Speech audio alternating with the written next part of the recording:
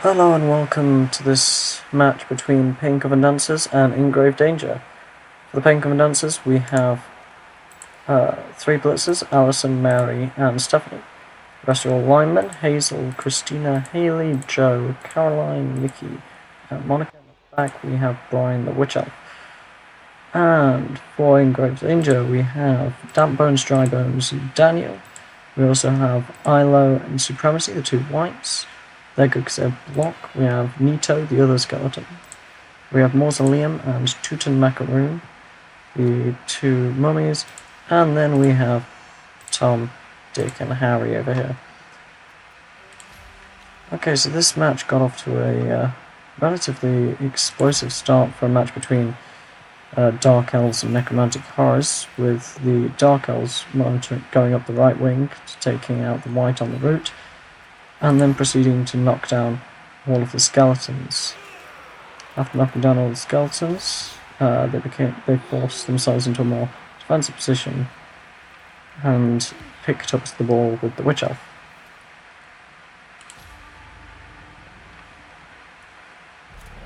Then came the In Grave Danger's turn, and they didn't do enough bashing for my liking. They took down one lineman, but that was about it, unfortunately. Then they hit Joe. Joe went down like a sack of... yeah, I'm not gonna finish that. And Coven Dancers really had a thing against Supremacy. I don't know quite what it was, but yeah, they had some issues with them. We refused to fully go away. The Witch Elf then ran up the wing, and an excellent pass by Brian, caught by Mary. Mary then proceeds to run up the wing, go for it, and a second go for it for the well-deserved touchdown. It always is good for morale to score early, and also good for SPP. However, unfortunately, in a match environment, it does mean that your opposition you're then kicking to your opposition twice, essentially. Whereas if you had stalled for a few more turns there, then they would have less turns to score.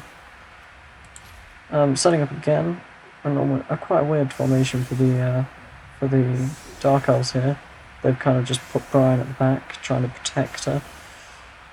And the Necromantic Horrors just went for a very basic formation, with Tom, Dick and Harry right at the back here.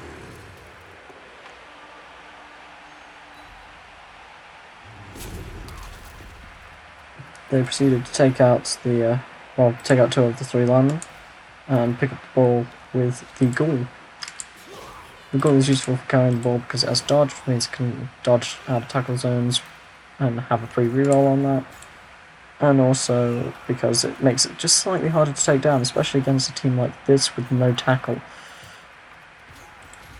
They blitzed a skeleton. That was about the most eventful thing that occurs on this turn. And then it went back to In Grave Danger, where Joe got KO'd, unfortunately. Bye bye, Joe. Daniel stood himself back up again. You see, I can understand why zombies are potentially more useful than skeletons in this sort of environment here. However, I do prefer skeletons over zombies because on the first turn of this drive, skeleton ran back in order to cover the ball to help out if the goal failed to pick up. This is a very, very nice cage here. We've got block on one side and, well, basic skeletons on the other, but these two mummies on either side will really help out as this cage moves forwards. Turn 4, pass back to the Coven Dancers. They're just trying to make sure that this cage here can't move forwards, really. And that was a nice move by the lineman there, by lineman Christina. Great positioning there. Allows Mary to run in and utilise block to take down Richard. Stephanie, the final blitzer, finally gets into the action to make sure that there aren't any easy ways through here. And that was Caroline attacking Daniel there. And unfortunately, Alison had to use a reroll to take down Harry on this occasion. But it was successful and did result in that goal being stunned. Brian almost ran forwards, but then decided, no, I'm going to be a coward. And Monica thought, you know what, I'd like to make it more even. This mummy opens up some space on the right wing for them to pass through, and the cage kind of shifts more towards the right. Hazel got taken out by, I believe, a white. It might have been a skeleton or something. Back to the Paint Coven dancers as they stand each other up. They stand themselves up and decide to take on a skeleton. That armor 7 still holds, proving that they aren't completely useless when getting hit, but the armor 8 will be better. This is some good defense here. They're trying to get in on Tom here and make sure that the other surrounding players are marked and less likely to run through. Brian is kind of just staying here at the back, making sure they're roughly in line with the ball, so that when in grave danger reaches Brian will be able to easily get to the ball carrier.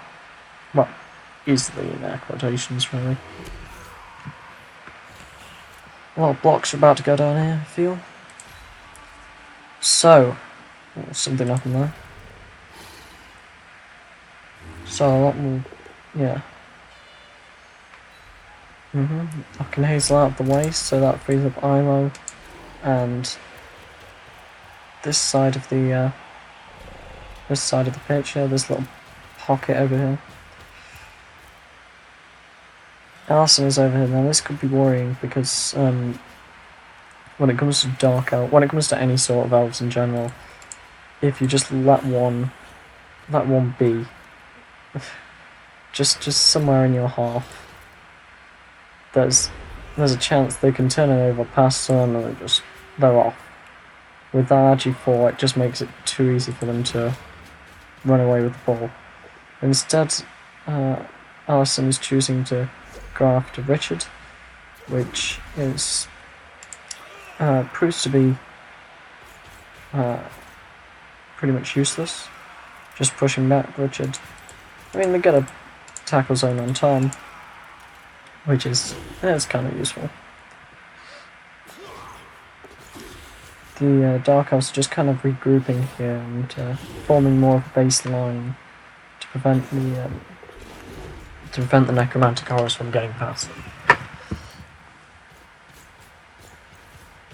I hear they're knocking Harry for near to no reason, in my opinion. I mean, yeah, knock him over next turn and run a guy around, but in my opinion that's 2 players against 1 there, and you really want to get more of your players back up here to prevent them from running through. That was a good block by Richard on Alison. This is... yeah. So let's see what they do from here. Okay, they move the players more over to the right hand side and play switches to the Paint Coven dancers, and they're starting to re-alter their defense once again. And this is quite a good attacking play here by Grave Danger, because they're just kind of swerving from side to side, forcing this Dark Elf team to form their defensive line once again every time, which is yeah. And these two over here are going to be See, they're getting left behind a little bit. They're forcing them to use their go for it in order to actually reach them. That was a lucky one die there. And, oh, Harry just died. And I believe regen is failed on that one, is it? Yeah, oh, do they have regen? I don't know, someone will correct me on that, I'm sure. Anyway, here we have Mummy has pushed back Hazel. I know we've got Tom the Ghoul. Yeah, if they can knock Nikki out of the way, which they have just done, then Tom can run through and score with only a go for it. And he makes the go for it, and Tom has scored. So that evens the playing field a little bit, making it 1-1 at the moment.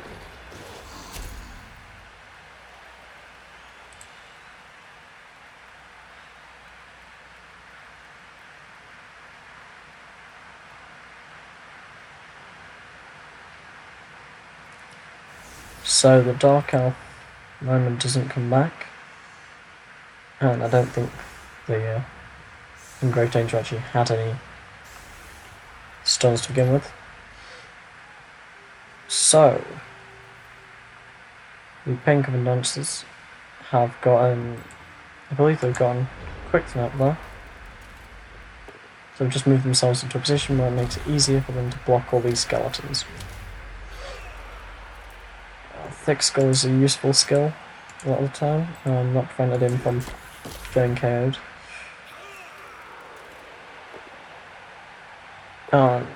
Triple Push, of course. If any of you watched the Snotling game, then Triple Skulls, you know how often they're going to show up. Regen worked for once, but it was only a stun anyway, so it was only a KO anyway, so it really doesn't matter all too much.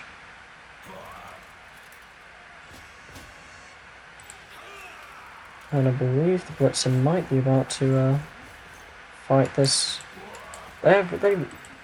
These Dark Elves really have something against Supremacy. I'll be honest. It's must be their least favourite Bourne movie, I guess. And Monica's even going in for a foul on him. Poor guy. And the foul is successful, and he got KO'd once again. Okay, and the Witch Elf is going to pick up the ball out of somewhere in the void and go for a pass. That's some nice just free SPP on the Witch Elf there, really. But it does make Mary a bit of a target for this Mummy, who has decided he wants to get in on some of that action.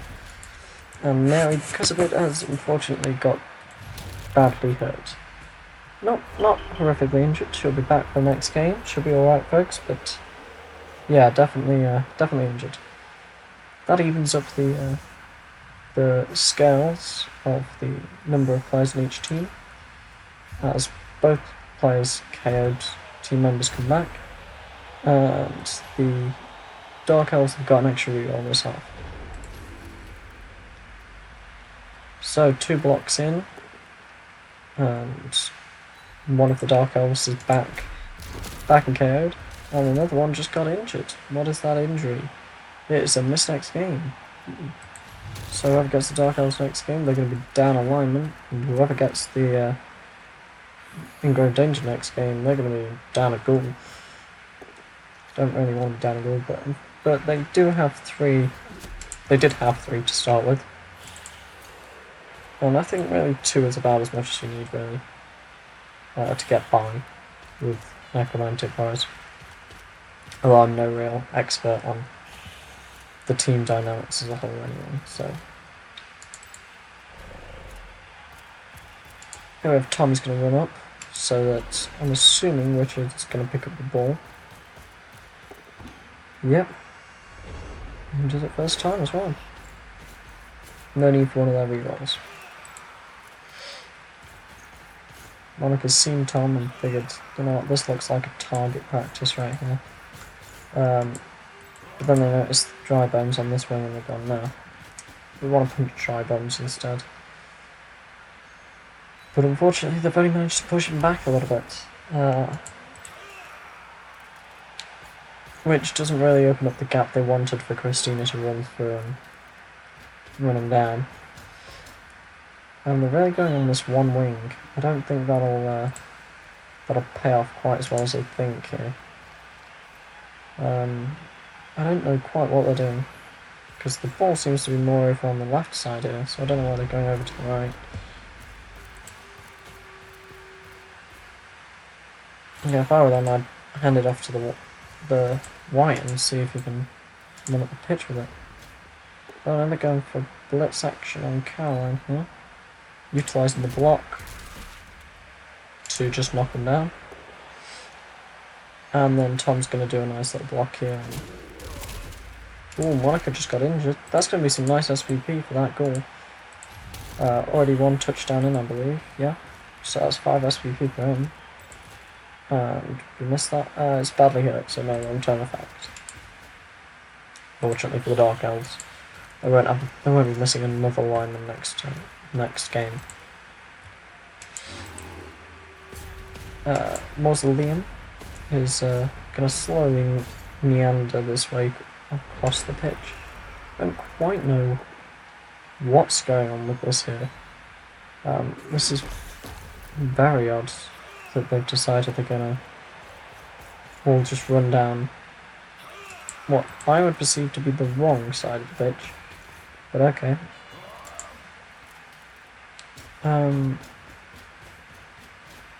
Yeah.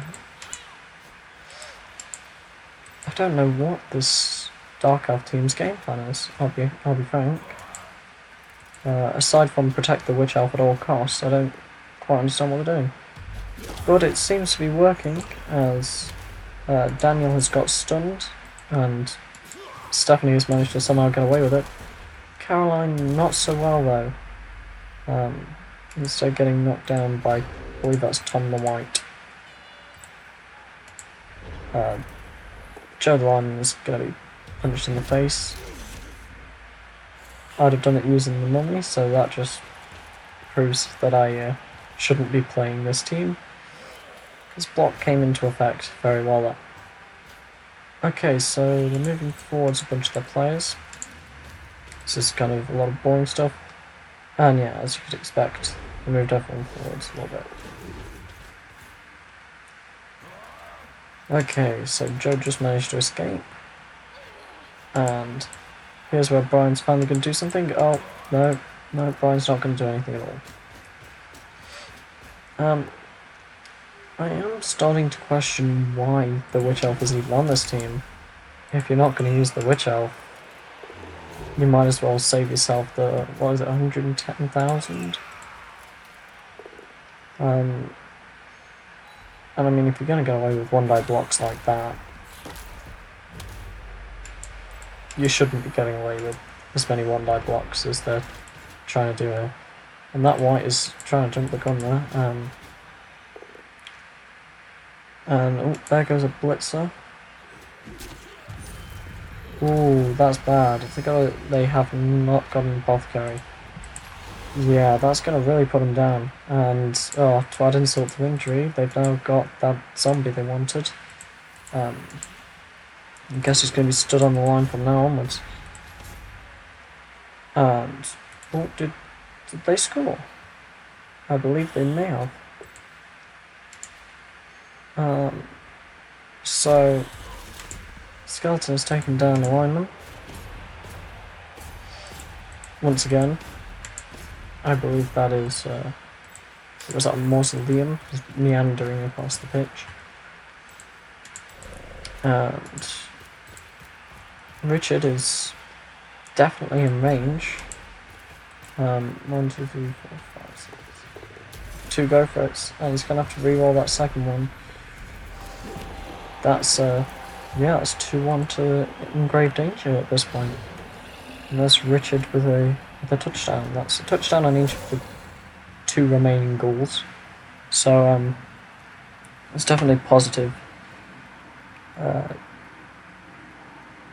Some would say you want to get one leveled up first, but in this sort of pre-season environment where they could be up against a a Snotling team in the next round.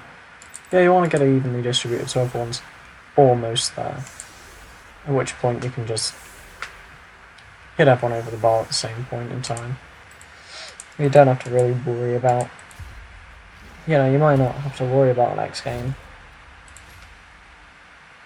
Okay, so... At this point, the Dark Elves are definitely proving their elfishness by being 4 players down at this point, whereas the Necromantic Horrors are actually even because despite losing a Gaul they have now gained Stephanie the Zombie. Only managing to take down 1 skeleton there, and also failing a dodge. Oh, Stephanie has been very quick to turn on her former teammates, knocking over Hazel as Hazel just tries to run past. Tutor Macaroon is knocking down Joe, and cannot break armor, even with the additional Mighty Blow.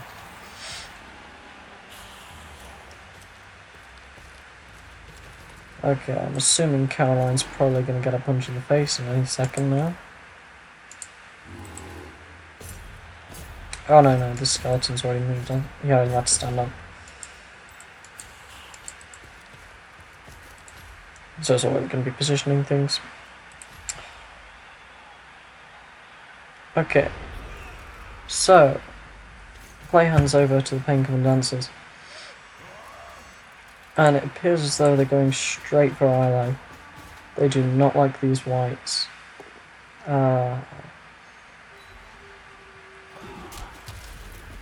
And does not break armor. They're 1 off. Is Brian going to prove his throwing arm once again? No, I believe not. They're instead going for a foul on Ilo, trying to get him injured, but it's only a stun. That's positive, because, I mean, that could have been way worse there. And, the Elf's just dodging out everywhere. Well, just to the same spot. And he's going back, oh, yeah, he's going back down again, as Hazel is KO'd. So, the Painkiller Dancers are a clear disadvantage here with their number of players. And the Mummies are making the most of that by just running in there and trying to see how much trouble they can cause. Unfortunately, only rolling snake eyes on the injury.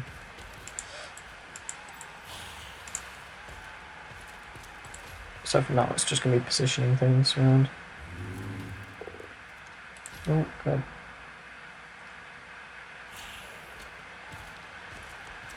Yep, Strawburn's moving up to meet with him.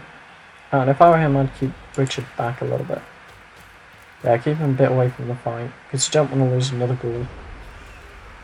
And with that armor 7, they are prone to getting... Oh, and there's a double skull. Yeah, this does not bode well for the Coven Dancers.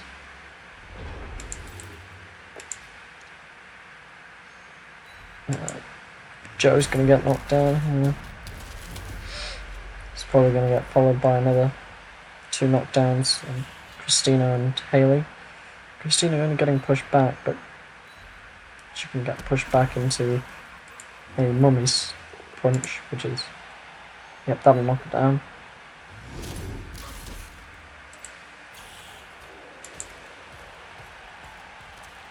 Could this end up being a 3-1 victory for In-Grave Danger here?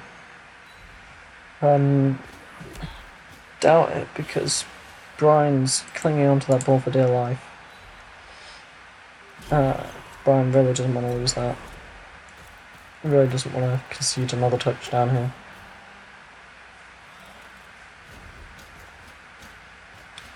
And that's Supremacy making his way up the field. If I might put Richard somewhere over here, just waiting for that pass to come to him. on turn 16. And that's a 2-die uphill, that's a risky one there. Guess he must really hate ghouls, as well as really hating whites.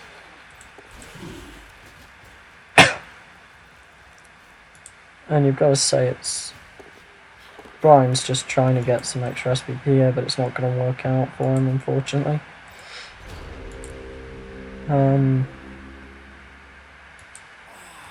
If I were playing this, I'd just try and foul someone. Might even try and knock down Brian and foul Brian.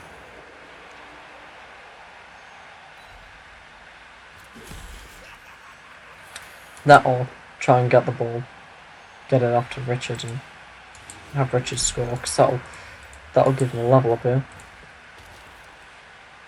Guess it depends on what happens in these two.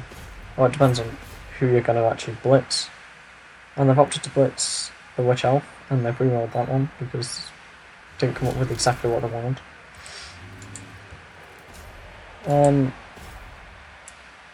So it appears as though this person, well, Brian over here, might get stomped by a collection of zombie skeletons, ghouls and mummies.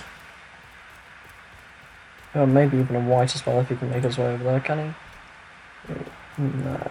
No he can't. There's not enough room anyway. So Brian is successfully blocked and is injured. What is Brian's injury? It's only a badly hurt. That's alright for the Dark Elves. And now we're into turn 16.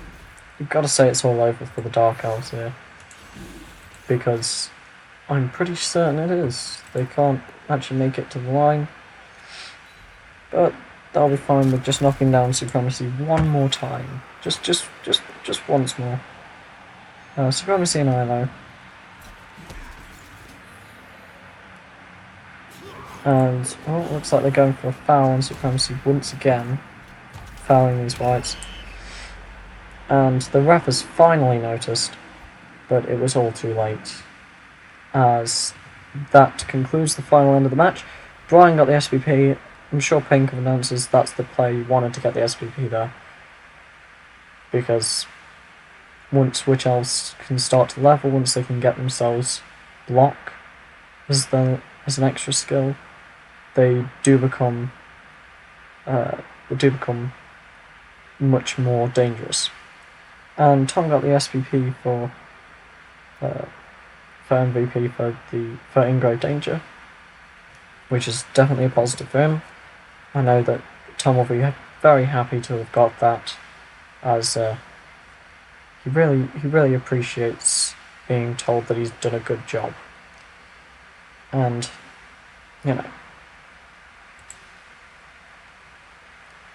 gotta love that cute little face.